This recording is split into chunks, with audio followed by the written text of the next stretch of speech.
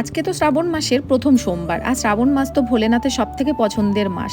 আর আমাদের প্রত্যেকটা নারীর কিন্তু পছন্দের ঠাকুর বলতে প্রথমে আমরা ভোলেনাথকেই মানি। আর আমি না মেয়েকাল থেকেই প্রতি বছর শ্রাবণ মাসের সোমবারগুলোতে জল ঢালার চেষ্টা করি, আর সেই দিনগুলোতে নিরামিষ খাওয়ার চেষ্টা করি। তো মানে খাইও। আর প্রতি বছর শিব চতুর্দশী বলো আর যে কোনো ভালো দিনে যদি জল ঢালার ইচ্ছা হয় আমার, আমি বাড়িতে যে শিবলিঙ্গটা আমাদের সিংহাসনে সেখানেই জল ঢালতাম। আর বিয়ে হয়ে আসার পর তো মন্দিরেই জল ঢালি। তো আশেপাশে মন্দির থাকা সত্ত্বেও হয়তো বা ভগবান টানছে না বলে যাওয়াও হয়ে ওঠে না, বাড়িতেই পুজো করি, তাতেই আমার শান্তি লাগে। তবে ৩ বছর পর আমি শ্রাবণ মাসের সোমবারে উপোস থাকলাম।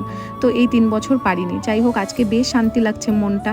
তো বাবানও ছিল ঘেমে ঘেটে একাকার, তো সবাই মিলেই আমরা পুজোটা করি। আর আমরা অনেকেই কিন্তু এই শ্রাবণ মাসে সবুজ চুড়ি বা মেহেন্দি পরি, কিন্তু এটি কিসের জন্য পরা হয় আমি ঠিক জানি না। আমি ঠিক বিয়ের ২-৩ বছর আগের থেকে জেনেছি যে পরতে হয় বলে, তো তখন থেকেই পরি, কিন্তু এখন আর পরি না কাচের চুড়ি, কারণ বাবান ছোট তো সেই জন্য। তারপরেও মেহেন্দিটা পরেছি।